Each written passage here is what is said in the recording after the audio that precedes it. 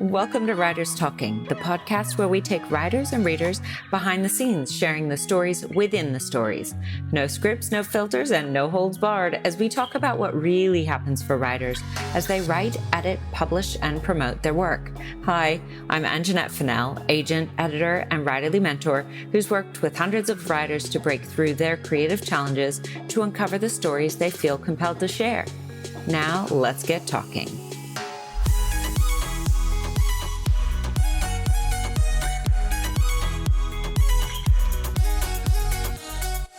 Emma Gray is a novelist, feature writer, photographer, professional speaker, and accountability coach.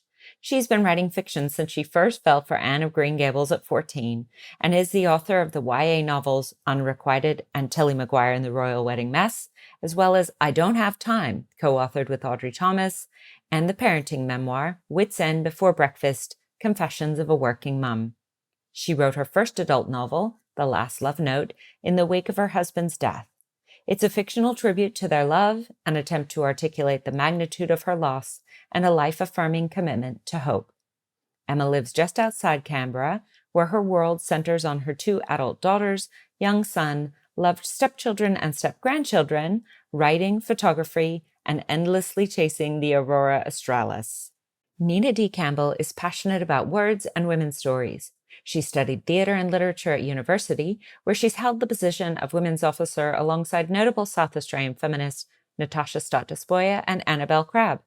As a professional writer for the Australian government, Nina wrote ministerial speeches, briefings, policy papers, and communications materials before a midlife health challenge reminded her that life was for living, not just earning a living. Having left the paid workforce, Nina now writes fiction full-time. Together with her partner Bruce and their spirited Jack Russell Terrier Molly, she lives nestled between a world-class wine region and the sparkling sea in South Australia. Nina's debut novel, Daughters of Eve, is described as an unput-downable feminist revenge thriller. It was included in the Sydney Morning Herald's list of books to look out for in 2022 and Marie Claire's top 10 reads upon its release. Rachel S. Morgan is an award-winning fiction writer, screenwriter, and emerging television showrunner. A former entertainment journalist and recipient of the Josephine Ulrich Literature Prize, her previous film and television credits include Wanted, Mako Mermaids, and The Bachelor. Rachel writes a lot of things, but has a particular penchant for drama that makes you laugh, comedy that stabs you in the feels, stuff that is high camp and scary AF, and historical fiction. If there's magic, pop stars, or vampires in the mix, all the better. She's soon to release the first book in a brand new rom-com mystery series through Daring Press and is currently developing a diverse film and television slate that includes her new dark comedy TV show, Disgraceful.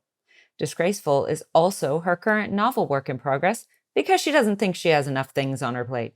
Rachel likes yoga, tattoos, and cheese, but not in that order. Mostly, the cheese comes first.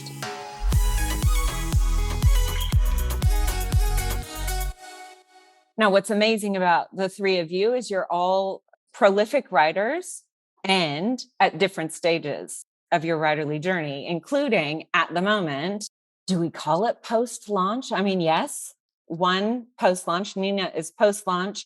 Emma is pre-launch.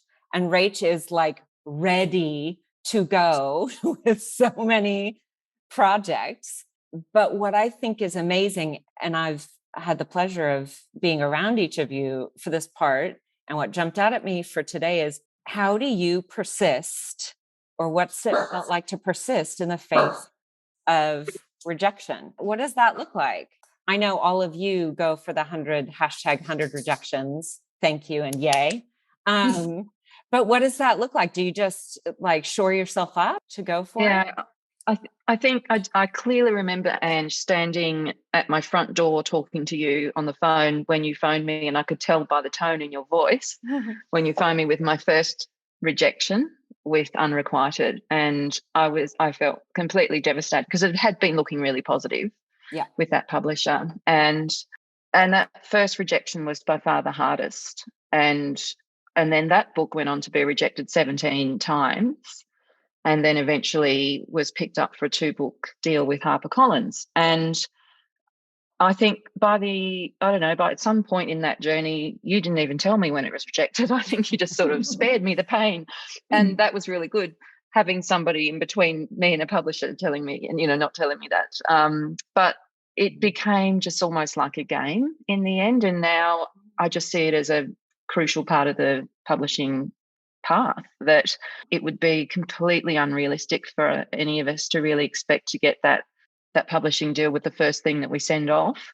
And if we're really serious about getting published, then it's about having to shop the manuscript around. And I mean, of course, it's going to be disappointing, but as soon as we become comfortable with rejection and just embrace it as part of the process of getting published, I think it becomes easier as you go along. That's really interesting, because I had a slightly different take on it, which was initially I found rejection quite easy to deal with because it had happened so much for so long that I was very comfortable with it. And I sort of went, oh, yeah, that's another one. And I had that sort of 100 rejections goal. And it was until I actually got an offer, and suddenly the stakes became a lot higher. Wow. And seeing your book out there in the world, rejection suddenly takes on a whole different feeling. So you've got people coming at you saying, oh, I really want another book. And you're sitting there thinking, well, I'm happy to write another book, but I can't control whether that book gets out there or not. So you have this whole different experience of rejection. And I think you're right. I think you need the rejections in a sense to almost thicken your skin for what's to come. If you sort of I think it would be the most terrible thing in the world to have your first thing picked up. I met a guy on the weekend who had a memoir picked up just like that. And then he wrote a fictionalised novel and sent it out, and it got rejected. And he just had this complete, well, what? How does that work? So I think it's individual to every person, but I do think that once you've been published, the stakes sort of seem higher because it's happening in a public domain, whereas privately you can be rejected as much as you like. And it's just between you and your computer and your inbox, and it never really goes any further. That's so fascinating. Like thinking about that difference. I mean, that leads to another thing that we'll probably talk about at some point, which is second book syndrome, which is something altogether different. But I like how you're bringing in that rejection piece. So how does it help you as opposed to hinder you? Rach, maybe you can answer too, because again, being prolific and writing in lots of different ways, modalities, right? So screenwriter, as well as fiction author, as well as, I'm going to call it technical writing, corporate style writing too, and holding the space for all of those. I don't know how you do it, but keeping that flame lit when and by the way, for all of you, there's a reason I don't tell you about every single rejection, because I need to balance, partially for you, but also for me, that we're just going to keep trucking along. One no is just great. Yeah. Keep going. But how do you balance that and keep that excitement going, even for the same project?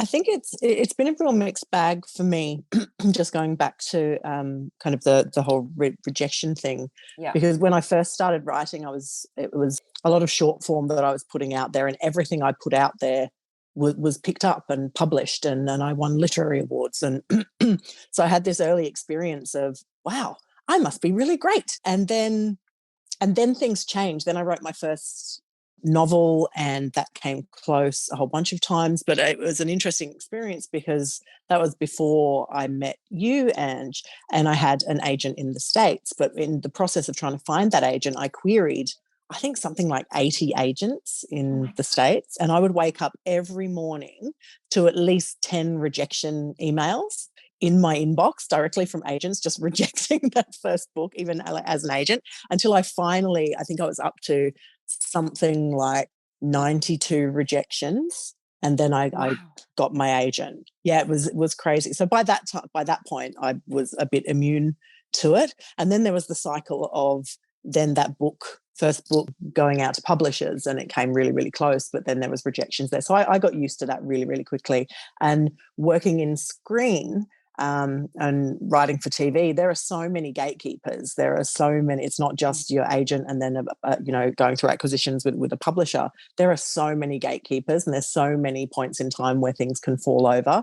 I generally have the perception now that something's not going to fly, or you're not going to know something's going to work until you're literally sitting in a cinema watching it on the screen, or until something is on the shelf.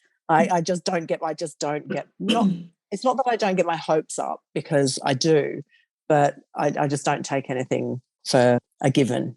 So yeah, look, I mean, there's a gift in going through that experience, and I say that it's really hard coming from the publishing world and helping, or at least viewing what it's like to have things optioned, and then. I'm an eternal optimist. So I like the excitement and the hopefulness of it. But you're right. I don't know if it's compartmentalization that helps you, but especially that experience in film and television, and knowing, number one, production can take forever. The moving parts, and you're right, the buy-in is so much bigger. And you go through so many other people because they're expending much larger sums of money.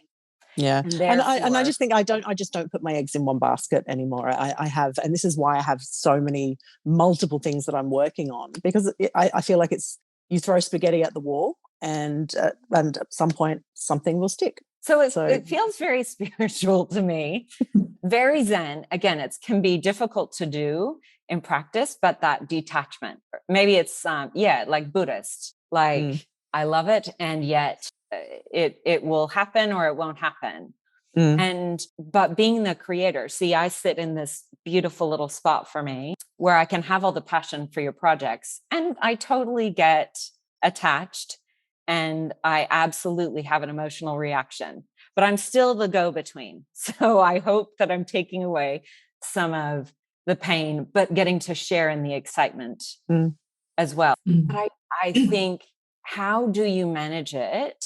Especially, I mean, Emma, you have written a lot of nonfiction, long form, as well as fiction. And from the writers I've met, the process is a little bit different. Do you experience quote unquote rejection differently for those different projects? And how does that, and I would love to hear from each of you, how does that practically impact your creativity, whether you are experiencing the win or the potential loss? I think it's a bit hard for me to say, because our nonfiction book we were approached by a publisher to write it. So it was a bit of the opposite.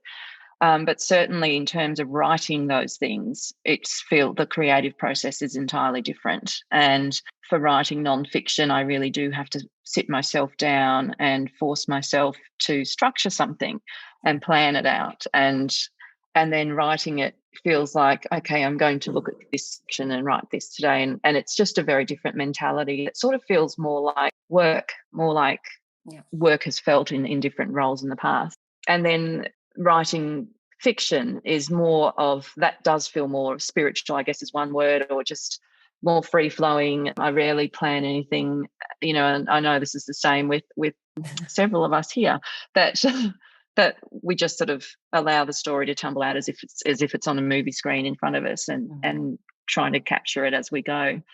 But just harking back a little bit to what you were saying just then, Rach and Ange, about the flinging a lot of things out there and hoping something will stick.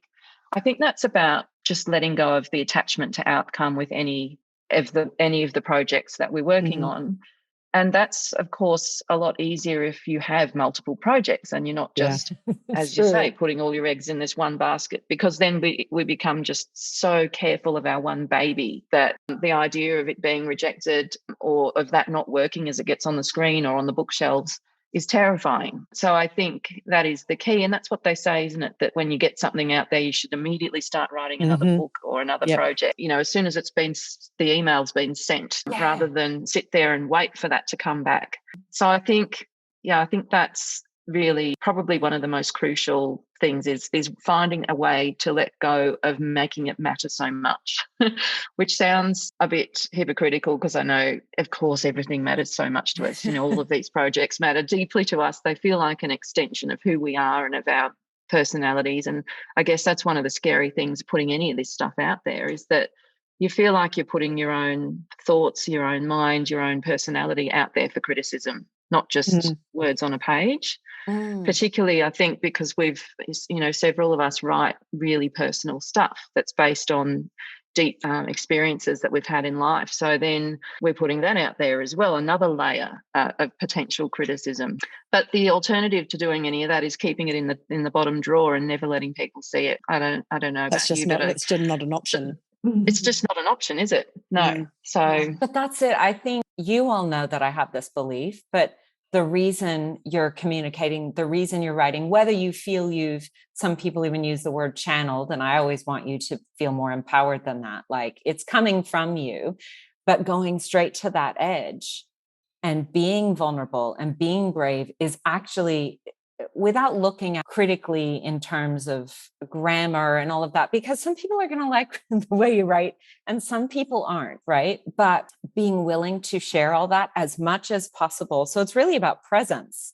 I've seen each of you as you work on these things, and that's why I'm a proponent for each of you, instead of being prescriptive and saying, oh, look, I know what's happening in publishing, write this. I can say they are keen on that, but I'm not going to make you do it. Number one, because I can't.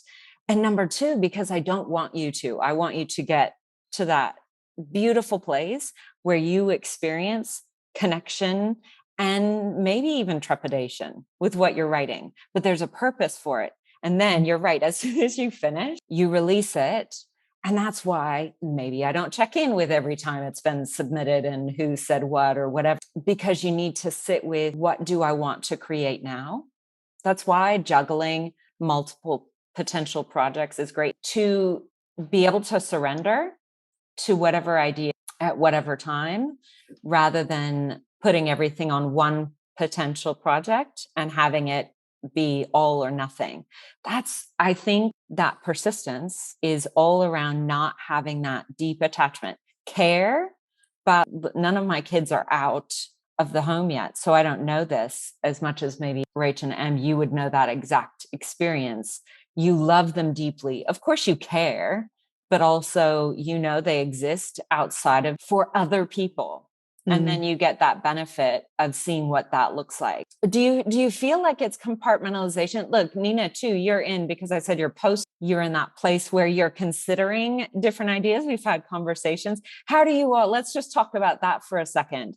Not so much in actual rejection, persistence in the face of rejection, but potential rejection for whatever is maybe coming up. How do you keep creating, even if you don't know where the story's going? I think the persistence for me is because I don't see any other way to get, or this sounds woo-woo, but I don't see any other way to get the stories out of my head. Like, if I don't keep persisting, if I don't keep writing, the ideas aren't going to stop. The inspiration's not going to stop, because that's just how my brain works. I see story in everything, in conversations that I have, in things that I see, in other things that I watch, just in daydreaming.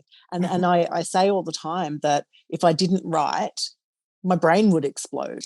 I think I would seriously struggle with just processing life if I didn't tell the stories that I want to tell. So persistence, it's not so much about proactively, intentionally being persistent. It's just I don't know how to do anything else. I have to keep telling stories in whatever form that is, whether it's through music, whether it's writing short stories, whether it's the work I do at work, whether it's film, whether it's whatever it is, I have to do it. I don't have really any other choice. What about you? Yeah, I was going to say it's kind of weird at the moment for me, because having never, like, Emma's been through a few of the cycles of promotion, but I was completely unprepared for how promotion changes your relationship with the actual piece of work. And the notion of moving from being a writer who engages with that world, and the world is always alive while you're drafting and redrafting, and until it turns into a book and sits on the shelf, that world is a place that you can go and hide and live whenever things get hard. And so something really strange happened when I had to go out and start talking about the book as if it was instead of a world. And people were talking to me about their impressions of the book and their impressions of the story. So it's actually been quite a hard process for me to get back to that place where I can go inside a story again because I'm still out there talking about it as if it's a work of fiction. So I have to learn to suspend my disbelief again so that I can get back into the world of story, fully bring it to life, because otherwise all I do is, I have for years before I started writing novels, I would just write them in my head and they would kind of float around and go to the back and come back forward, and I could jump in and out of them. But now I sort of have this sense of I'd really like to make them into something that I can give to somebody else, and that extraordinary privilege that someone else would jump into your story world and live in it for a while and find some value and benefit in that. I think I really am a bit addicted to that, but I'm also very much aware that I just have to go back to that place where the writing is the passion that brings me back. It's the joy of living in that world. And I need to sort of distance myself, I think, from some of the promotional stuff so that I have ability to suspend my disbelief. That's really hard. And that brings me back to that word, compartmentalize. It's interesting talking to each of you too, because you've got these different perspectives depending on what stage you're at. Maybe part of it too is faith. So Emma, for example, just because we all know that this project took a little while, you're in pre long, but it's not that, oh, I sat down, I had this time, it all came out cleanly or even messily all at once. So just for the listeners' benefit, the book was inspired by the death of my husband. So it was obviously deeply emotional for me to write. And he died in 2016, and I immediately, within days, knew I would be writing about grief, but I didn't know what that would look like, whether that would be more of a sort of memoir or a self-help sort of book. And eventually, about 2 or 3 years later, I started writing this novel. And I'm so glad I picked fiction in the end, because it just meant I could pour all of my real emotions onto another person rather than talking about our own situation. So that first draft of that story did tumble out at, stupid o'clock, 2 a.m. every night for about 5 weeks. It tumbled out, and then I just sort of let it sit there for probably about a year, actually. I showed all of you and my little group of alpha readers, who are the ones who I show before the next lot who might criticize it. So the alpha readers have to just say nice things to keep you going. That's my rule. So no, not even typos, nothing, just, oh yeah, that keeps you going. I think I, having dumped all of that emotion there, had to then leave that for a while. And then I went back to it again, maybe a year later, worked on it again. And then the third real push with it was probably about this time last year, actually. I just thought, it's now August. I really don't want to go into another year without having sent this manuscript to a publisher. So I just sort of pulled everything out and got the rest of that draft written. As you know, that's obviously not the end of the writing. We had a substantial rewrite after it had been accepted for publication, with another edit to come, and then proofread. So it's just this ongoing journey. But certainly there was time in the middle where maybe I could have been writing. But looking back, because I have incorporated a lot of real life experience in there, there's now things in that novel that happened in the last 12 months that if I'd rushed it off in the first little while wouldn't have been in there. So it's probably a better book because of that. But I wanted to say too, after what Nina said, I think you've picked up on exactly, a really big problem facing published authors, and that is that a lot of us write for reasons like Rachel articulated, which are the same. It's the same for me, to just get our thoughts out of our head and express things, and for that escape into our own private fictional world. And publishing and having a book on the shelves and promoting it is terrifying for people sometimes who are often love being at home in their pajamas writing, and don't suddenly want to be on television or radio or speaking in front of large groups of people. All of that can be confronting for people. And to be also expected to be zapping back home into your other fictional world and producing the next book is a huge challenge, because a lot of the time you're coming home exhausted from that promotional work and you just want to veg out in front of Netflix or something. It can be quite difficult. So I think the compartmentalizing is a really good way to describe it. And if you can. Just to build, to try to building the muscle. Yeah. Right? Yeah.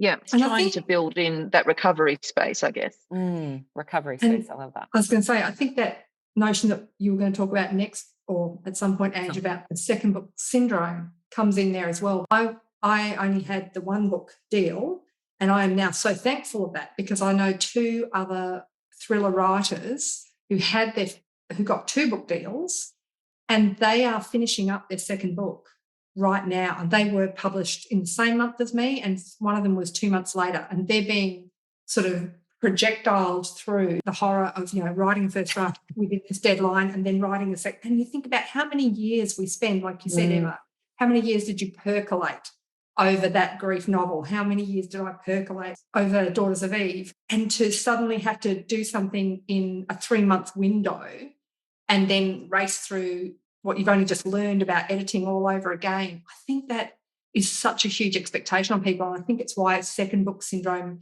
sometimes second books lag, because you don't get to bring your whole creativity to it. You're just sort of racing at this breakneck speed. You don't have that downtime. Yeah, I think the industry needs to think a little bit about how they do that, how much pressure some publishers put on for a second book. Well, and here's the thing, as far as I see it, there are 2 worlds, and this is probably how I've ended up where I am, is publishing does this, wants this. And I'm not saying they're wrong, because there's a reason, right? Mm-hmm. We tick it over and we believe in your writing and we know you can do it and all of that good stuff. And readers want it. You're going out in promotion. And one of the big questions is about, and what are you writing now? And what is the next book? Like that, I am curious. And what I like to honor more personally is the process and what that feels like to you, because I prefer for you to have the full buy-in. To your point, Emma, and I have seen this over and over and over, there are puzzle pieces, I call them, that are not found within the time frame that you think. And it all comes out. So again, whether you even spiritualize it more and say it was channeled, you will be a different person. You will be a different woman. You will be a different writer by the time it gets to this next stage. Is even if it feels like the pain of rejection, there's a purpose, right? And it may be just something's not quite right. I would say this too for you, Rach. I always think it could just be somebody got out of bed on the wrong side that day. Otherwise, they were your perfect match. It will find a home. And likewise, you, Emma, and you, Nina, have real world, and maybe we'll share it at some point, examples of how if it's a yes, it's a yes. And I would hope that publishers, more like in the olden days when we all used to think, if I just get the one publisher and they love it, then it's going to be published. And it's slightly different depending on the size of the publisher now. You have to have buy-in, like in film and television, maybe, from lots of people. But you want to find that person gets you. And how can they get you if you've come at your writing from just a very practical place, like I have to come up with a second book, or just we'll say the next book, everybody liked this other book. Let me just put on the outfit of the old world, right? So you're out there, Nina, talking to people about it. And I know that would feel great and you love it and they love your character and all of that. But then trying to take that back to your desk or wherever you're writing, even without a signed deal, the expectation on top of it is weighing in part of the process that was not at all involved in book 1, right? No, that's so true. And learning to put that into a little container and close the lid and say, no, we're just writing this because we want to and because it's fun, and falling back in love with your characters and with their dilemmas and with the process of world building. Yeah. That's correct. Maybe isn't that funny? We think of if the world is, say, contemporary or something very known or lots of people know it, we're not world building. But I think that's false because there's emotion there, right? It's not just a physical world, it's an emotional world, and it has its own. And what you choose to highlight and what you choose to exclude from the world makes the world for that character a unique place. Well, because that's our human experience, right? That's what we talk about with perspective. And you'd only want to bring what you want to bring, not necessarily being influenced by all the people outside of you. I don't even know where we've got to. We're talking about persistence in the face of rejection. That's not even rejection. That's like acceptance, and yet keep going. I just wanted to pick up on the thing you said about the rewrite. You're kind of tiptoeing around, but let's go there. So this book that I'd written and rewritten and all of this, for about 3 years, and had worked so hard on it. So we sent it off and she loved it. And she said, I love this story. How do you feel about a substantial rewrite potentially of the first third of the book? And, that's a substantial rewrite, isn't it, in anyone's language? Yeah. I remember saying something to her along the lines of, I just, at this point where you're talking to a publisher and they're quite interested in the project, I kind of consider the project or the book as half-baked. And I didn't mean that as in, I've only half-baked it and thrown you at, substandard piece of my work. I'd gone as far as I could go on my own. I now need the experts, editors to step in and publishers to step in with their views on what this book needs next. And I think she was really happy with that approach, because I think sometimes publishers work with authors who think that this is really precious, these words, and I'm not going to change them. And they become so sort of rigid with that it's really to the detriment of the quality of the book that they end up putting out, and also, unlikely to be picked up by publishers. So I think if we can let go, I think that helps us let go of some of that attachment to outcome that we were talking earlier, because it's not yet finished.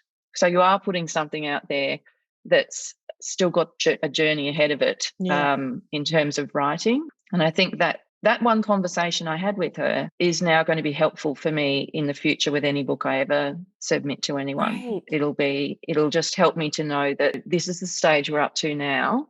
So let's get some experts involved and see what happens. Yeah. But doing the best you can with it. Nina, do you want to? Well, I was going to say, I had a similar experience, because I got a 46-page report, which just blew my mind, which started off with, I love this project, it's so amazing, and then basically went into every element of storytelling and said, you could change this, and this. And I was thinking, wow, that's sandwich feedback on overdrive. But it was very, very true what she said. And they were also very clear at the end that it was my decision what I did and didn't change, that this was just advice. And I thought the way that she put it was so lovely. She said, we are your first readers. We're very well read.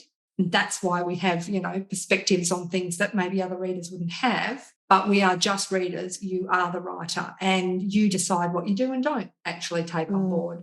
And so it is that, but there's a real joy, I think. And Rach, you would know this, because working in theatre and film and television, it is a collaborative experience, and there is a different energy when you get to that collaborative stage where you're getting genuine feedback from people as invested in the success of your project as you are.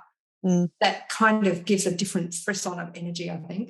Yeah, well, if we're talking about TV, there's so many layers of notes that happen from when you go into story meetings, when you have kind of your story notes from the network, or then from the producer, from the story producer, all of these layers down.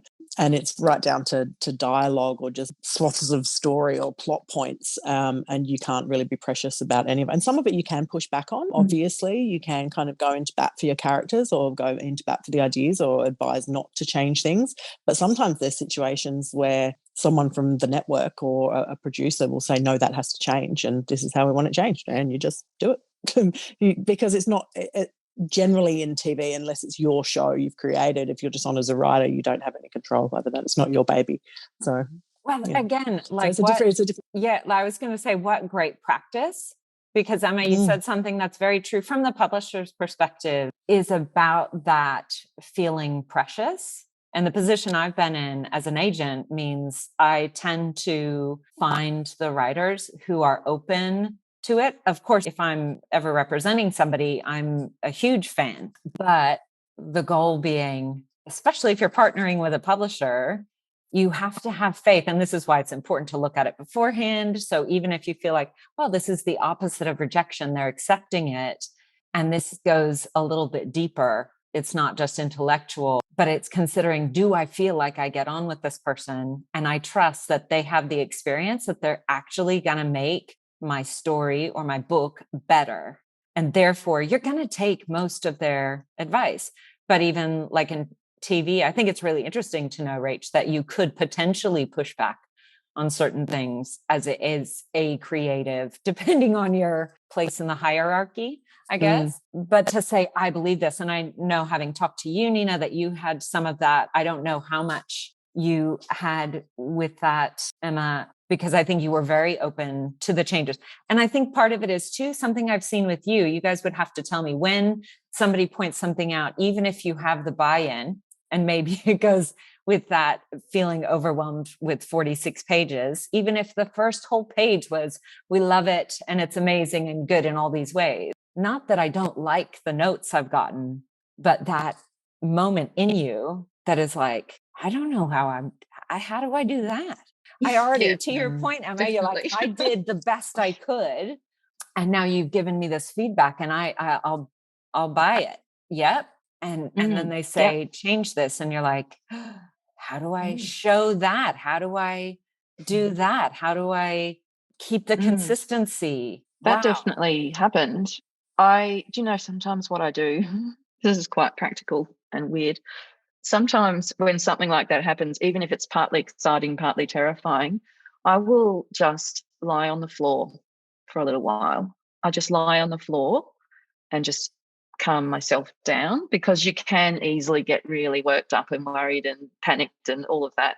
And another thing that I now have sort of in my not skill set, what's the thing, like the little bucket of things I can do to help me get through these moments, is that I go and take photos with my camera, because I love getting out and taking photos. So sometimes I think I know what I need. It's to go and take some photos of frost on the ground or flowers or something totally unrelated to the book.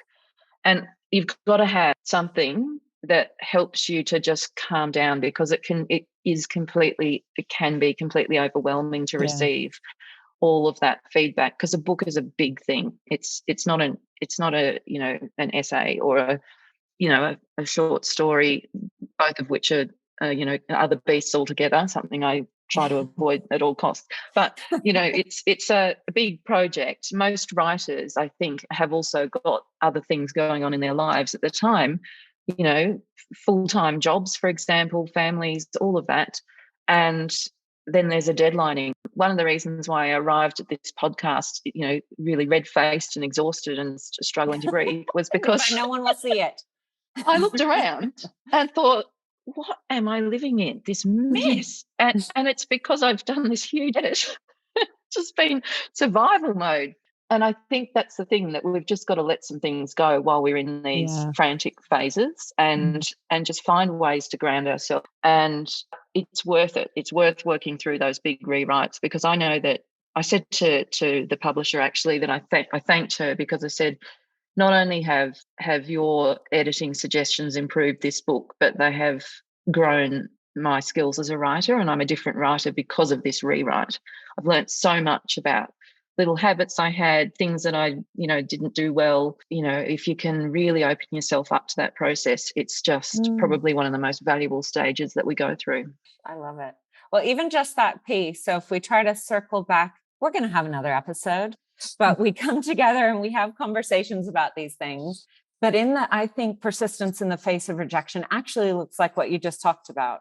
Whether you just lie on the ground for a bit when you receive something that feels like rejection, and whether you feel like you've got that thickened skin. I'm quite used to it, no biggie, because I've gotten dozens and dozens of other rejections. But taking a moment out, number one, and just breathe.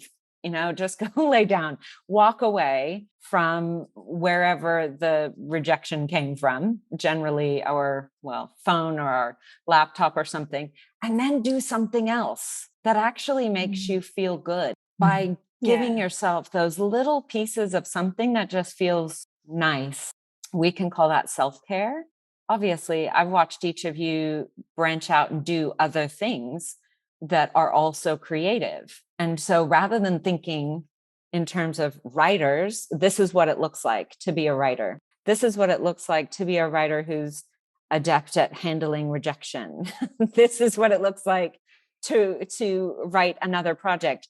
There are so many different ways in, but figuring out what you were talking about, skill set, or I would consider that like a toolkit, right? We all build these toolkits as writers, and certain times a tool that you've used before, you go to it and it's like a hammer that's gone all floppy, like it's not working right now.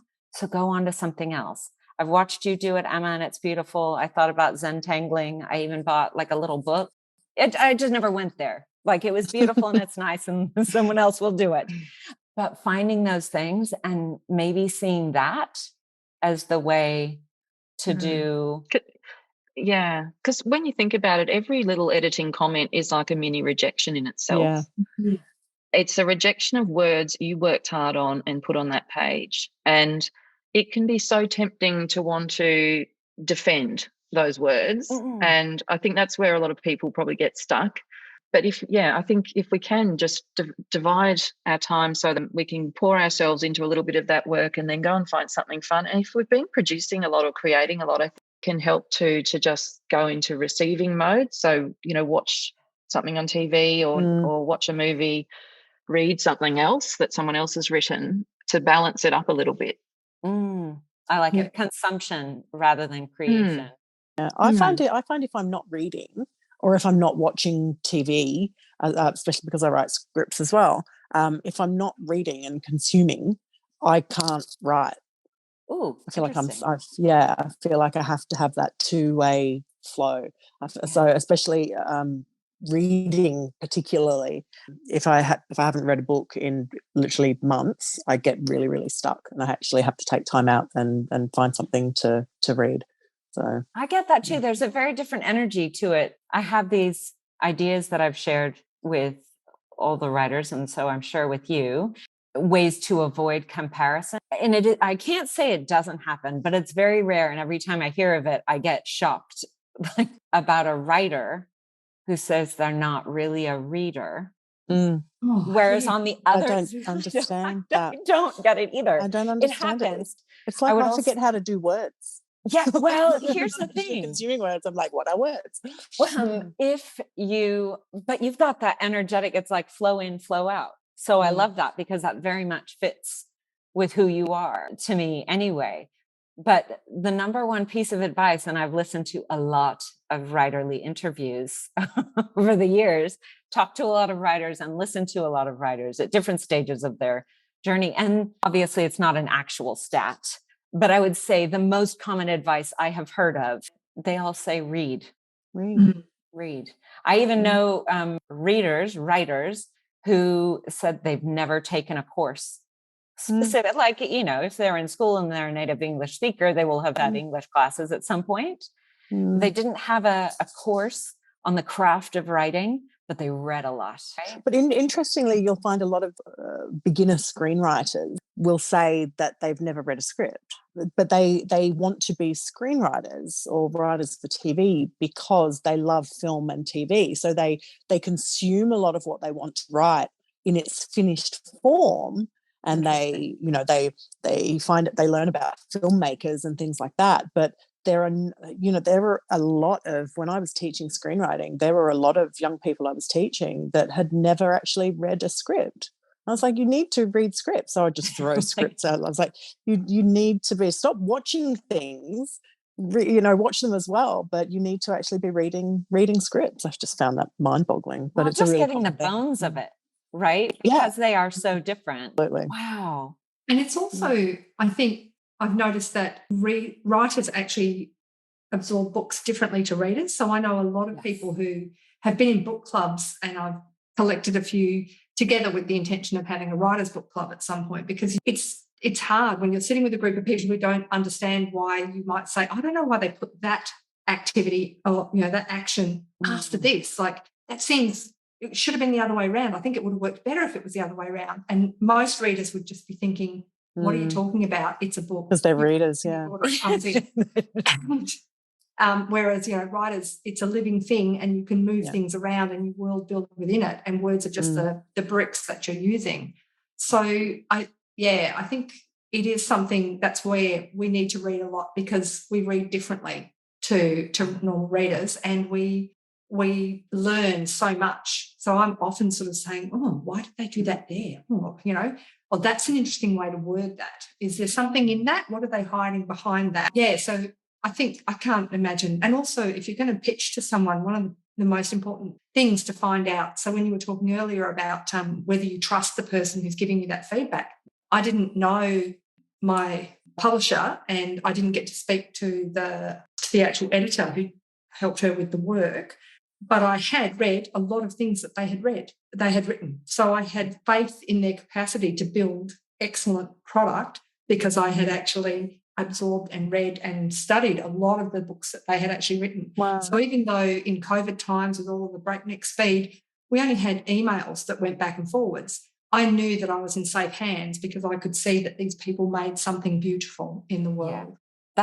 That's it. So even if you don't personally know or have heard of the editor before, that's such great advice. If you've read other books, especially in the recent past, within the genre and all of that, which is, I'm sure, what was informing your decision, you know, this is the quality of the book that they put out. This is the kind of story. And again, as writers, you read differently. What a beautiful shift in energy, especially when you need that break, right? Gosh, I love it. Well, look, we will have more questions that we may or may not answer future episodes when we are just having these conversations. We'll also invite other writers. So I can't imagine that everyone will be available every single time, but we will certainly be jumping into those things that, to your point, Nina, too, about having a writer's book club, which would feel different to just a strict reader's book club.